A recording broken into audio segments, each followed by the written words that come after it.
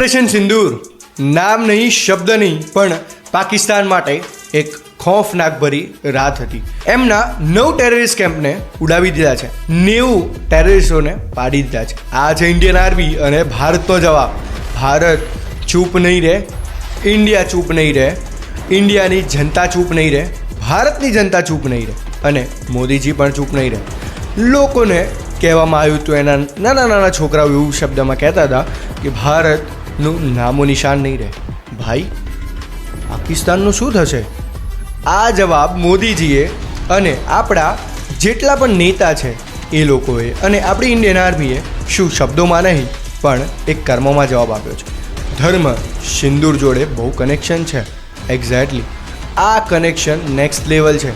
140 કરોડ જનતાનો શબ્દ આ મોદીજીએ શબ્દોમાં નહીં પણ કર્મોમાં જવાબ આપ્યો છે. જય હિન્દ, જય ભારત.